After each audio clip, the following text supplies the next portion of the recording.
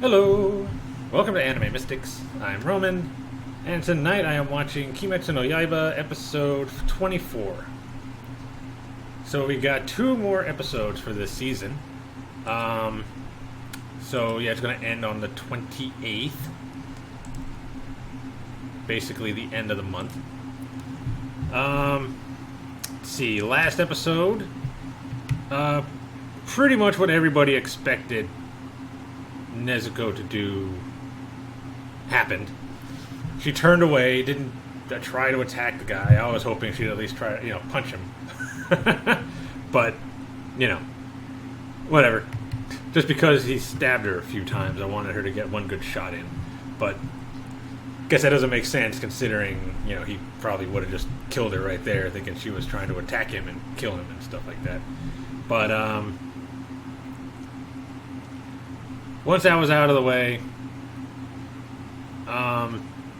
the master told Tanjiro that now he and Nezuko have to, try to prove themselves, because not everybody is just going to accept them. Because he said, oh, now they're part of the Demon Slayer Corps, him and Nezuko, not just Tanjiro. Says, so you have to go out and kill one of the 12 Kizuki, and that should get everybody to notice you two.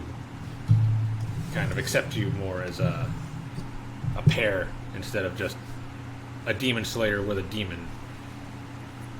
So Tanjiro declares that they will kill oh god, what is his name? Muzan.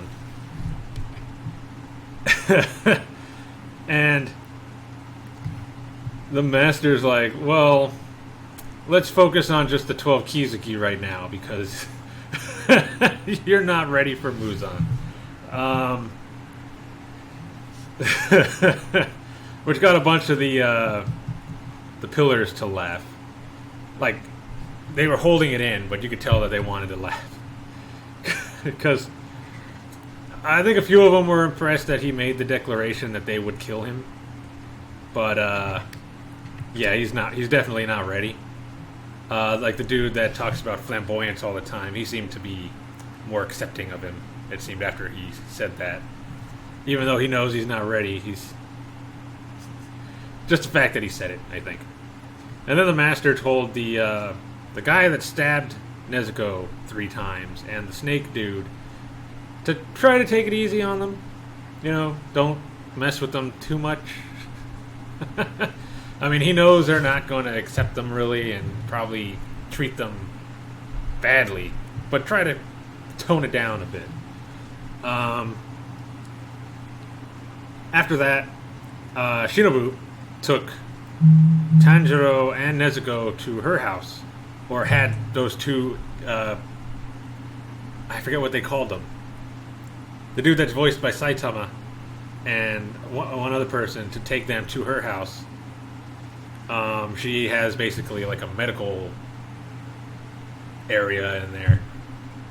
And we see that Zenitsu and Inosuke are there. Zenitsu's complaining and yelling and everything as usual. He's got to take some kind of medicine 5 times a day. Apparently he can't eat when he's taking it, and he's got to do it for 3 months in order for his limbs and everything to go back to normal. Inosuke is incredibly depressed because he's basically realized, or at least he's basically realized, that he's not as strong as he seems to think he is. He's strong, but if you asked him, he was the strongest, and he was basically proven wrong by that during this mission, where he didn't really kill any major demons and nearly got killed by the father before Giyu showed up and saved him, and then got tied up in a tree because he wouldn't stop. So he's depressed. His voice is messed up. Zenitsu said he lost his voice. He got hit in the throat or something.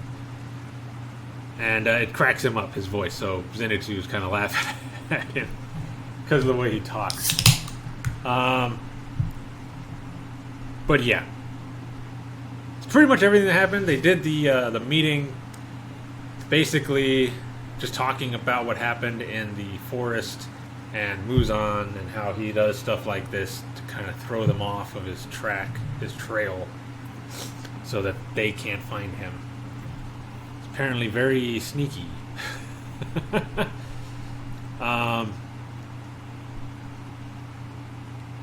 So they were saying that they needed to bolster their ranks, like increase the amount of demon slayers in order to fight the demons that are coming in, because there's much more than there used to be. And they don't have the numbers, so they need to start bringing in more demon slayers. And I still can't remember really any of their names except for Shinobu and Giyu. But the dude that stabbed Nezuko was saying how they can bring in a bunch of demon slayers, but it doesn't really mean much if they aren't any good. Like if they're... Basically, he wants quality demon slayers over quantity.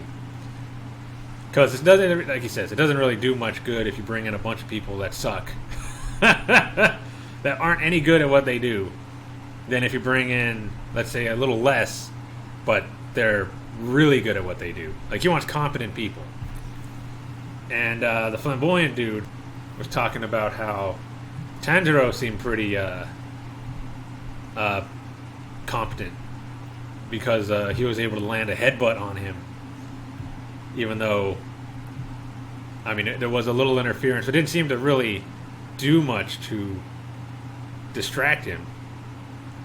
He still tried to take a swing at Tanjiro, and Tanjiro jumped over it and then headbutted him. But still. So yeah, it's basically everything that happened. Let's get into this episode and see what's going to go down. It's probably just a recovery episode.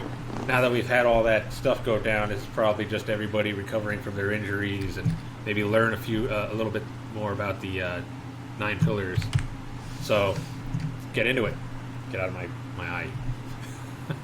Alright, so the video is going to be located over here. And the link to the reaction is going to be in the description down below. And we're... one second.